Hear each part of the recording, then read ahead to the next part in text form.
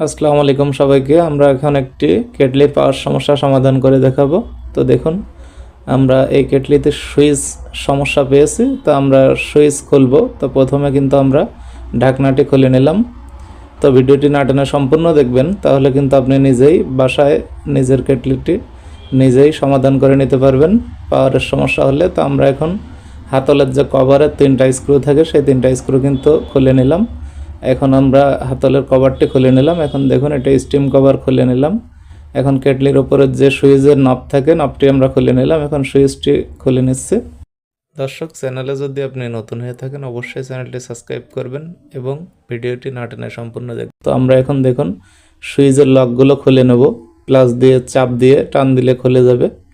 তো তারপরে আমরা একটি নতুন সুইচ লাগাবো। তার আগে এই যে লকগুলো কিন্তু একটু চেপে টাইট করে দিতে হবে, নাহলে কিন্তু সুইচ পড়ে যায়। তো লুজ কানেকশন যাতে না থাকে, সেইভাবে সুন্দরভাবে আমরা এখন কিন্তু নতুন একটি সুইচে কানেকশন দিলাম। এখন সুইচটি স্থাপন করব। দেখুন, আমরা সুইচটি সঠিক পজিশনে বসালাম এবং স্ক্রু দিয়ে টাইট করে দেব। তারপরে আমরা এই যে স্টিম কভারটি লাগিয়ে নিলাম। তো এরপরে কিন্তু আমরা সুইচের নবটি লাগালাম। তারপরে আমরা হ্যান্ডেল কভারটিও লাগিয়ে নিলাম। এখন আমরা স্ক্রুগুলো লাগিয়ে নিব।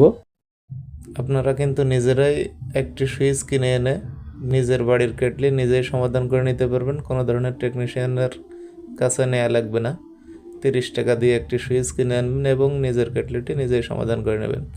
তো দর্শক, চ্যানেলটি অবশ্যই সাবস্ক্রাইব করে দিবেন এবং ভিডিওতে একটি লাইক দিবেন। হাতলের কভারটিও লাগিয়ে নিলাম এবং 3টি স্ক্রু কিন্তু আমরা সঠিক স্থানে কিন্তু স্ক্রুগুলো টাইট করে নেব। এখন আমরা এই যে ঢাকনাটা কিন্তু লাগিয়ে নিলাম। তো এখন আমরা সংযোগ দিয়ে দেখব পাওয়ার আসে কিনা। তো দেখুন দর্শক, আমাদের কিন্তু পাওয়ার চলে এসেছে।